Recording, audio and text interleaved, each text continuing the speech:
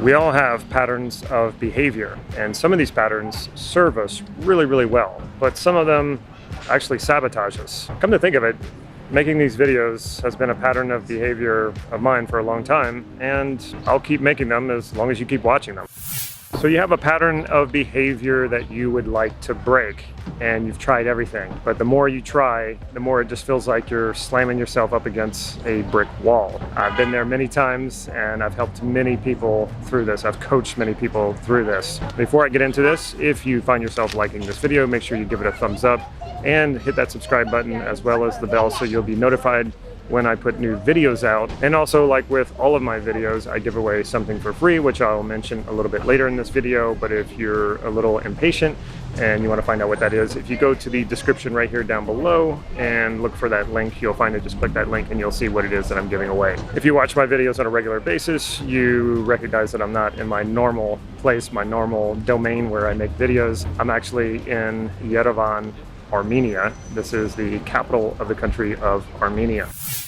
My mentor, Steve Andreas, once wrote that if you engage in a particular pattern of behavior, you can be sure that it's an attempt, at least, to manifest something positive. And in many cases, it is manifesting something positive, even if it is a bad habit. So what does this really mean exactly? Well, in NLP, we say everything has a positive intent. And when it comes to bad habits, rarely do we look at bad habits or patterns of behavior we're trying to break as having a positive intention or having anything positive about it. Most of the time, we're just trying to fight ourselves, especially like what comes to mind is dieting and exercising, but it could be anything, just any bad habit that we engage in.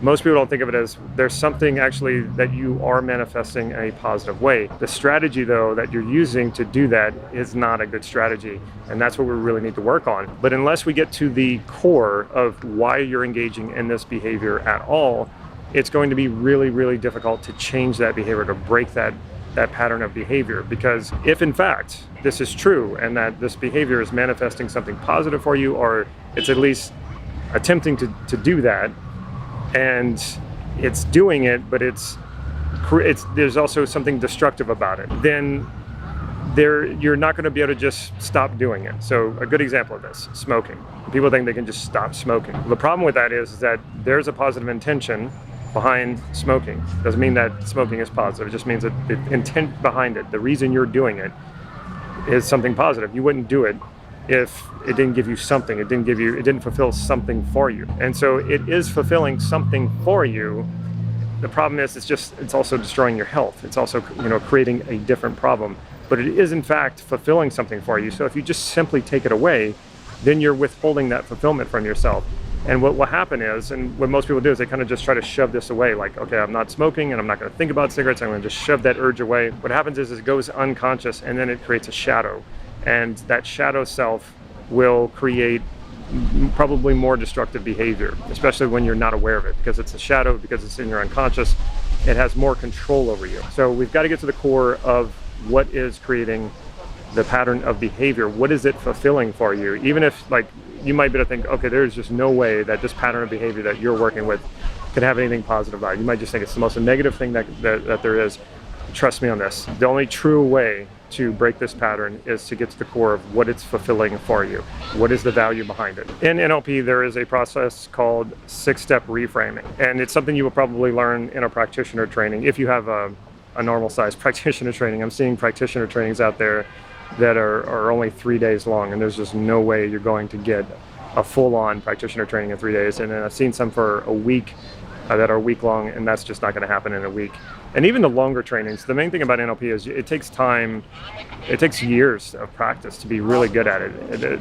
A lot of times they think of NLP as being this instant kind of thing. I really recommend practicing 6-step reframing to really get it down, because what happens is with most NLP processes, the more you practice them, the more they just become a part of you. They become a part of your understanding, and it's not about doing every single step, step by step, but practice the steps step by step at first. Practice the steps very precisely, because every step is really, really important. And the more you do those steps, the more the understanding will come to you. But it's only when you practice it a lot that this really happens. And what I found myself doing after I practiced this process long enough and had used it with coaching clients was I started to kind of just naturally do it. I could tell where a person was stumbling. And when it comes to breaking patterns of behavior, I knew it was so much more than just telling the person to do something different.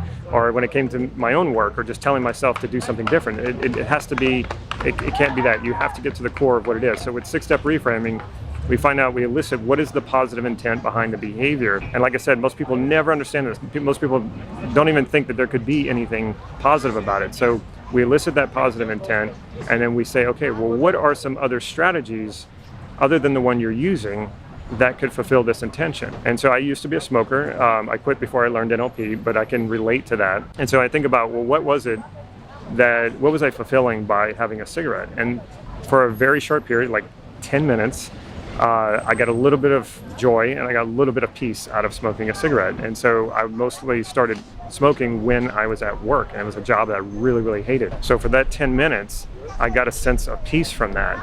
And so that's what it was fulfilling for me. And then after a while it became a habit, and when I wanted to stop, it became difficult. And I remember realizing that I had to replace it with something. I couldn't just say, okay, stop doing this. You have to find something, another way to fulfill that positive intent, another behavior that will fulfill that peace for you, that fulfill that joy for you, whatever it is, the value that you're looking for. So I highly recommend you take any negative pattern of behavior. You can even do this with positive patterns of behavior, just to understand yourself better. It's very useful there too, because you might be able to take even a positive pattern, not a destructive pattern, and make it even better. So you can apply this on either pattern, on any pattern of behavior. So take that negative pattern of behavior and really elicit the values on that. What does that do for you? What's important to you about that? And every time you come up with a new answer, ask it again to that same answer. What does that do for you? And you'll go really, really deep, and you'll realize that this thing has its hooks in pretty deep, and that's why it's been so hard to break this pattern. And then once you realize what that value or values are, then you ask yourself, okay, what are at least three strategies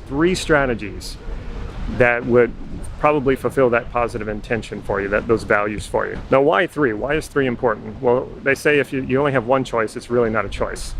And if you have 2 choices, it's really not a choice, it's more like a dilemma. But 3 is good. 3, at least you have real choice in the matter. And the reason why you want 3 as well is because given the context, given the situation, you might not be able to do all strategies if you think of only one strategy, you might not be able to do that strategy at every time, or when you feel that urge, or when you need to fulfill that positive intention. So have multiple strategies. You can have more than 3, but there can be a problem that happens when you have too many choices.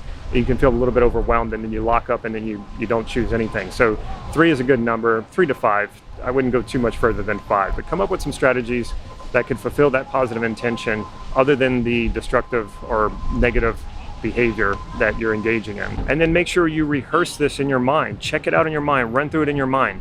Can you see yourself doing this new strategy and fulfilling those values and those intentions, and choosing that instead of the destructive pattern of behavior, the destructive behavior, the negative behavior. But rehearse this and use those strategies in your mind. Make a movie of it. See yourself doing it, using that new strategy. Does it fulfill your positive intention? If it doesn't, go back to the drawing board. Try to find new strategies. What else might work for you? And also think of it in the particular context. So like, let's say the pattern of behavior happens in a particular context. Like for me, it was smoking at work.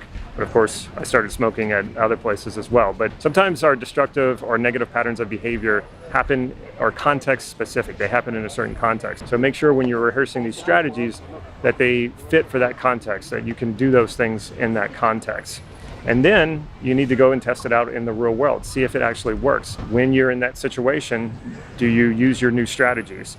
And that's a good sign that it's the right strategies and that it does fulfill your positive intentions. And if anything feels unfulfilled, if anything feels left out, go back and find more. You will always be able to find something that will fulfill those values, fulfill those intentions, other than the negative behavior. Now, some people might say, okay, what if I find the right strategy? What if I find all the right stuff, but then I just don't do it? Don't worry about that. If you find the right strategy and it truly fulfills your intentions, and you rehearse it and you test it, when you show your unconscious mind a better way to do something, a more efficient way to do something, a way to do something that is more fulfilling, it will make the changes for you. It's amazing how well this works. It's amazing how well the unconscious can work. Trust the unconscious. Show it a better way, and when you show it a better way, it will make those changes for you. If it doesn't work the first time, the second time, or the third time, it's okay. Just keep working at it. This is why we call it personal development. It's an ongoing process. It's ongoing work. Do that work on yourself. You will get there eventually. You will break that pattern of behavior.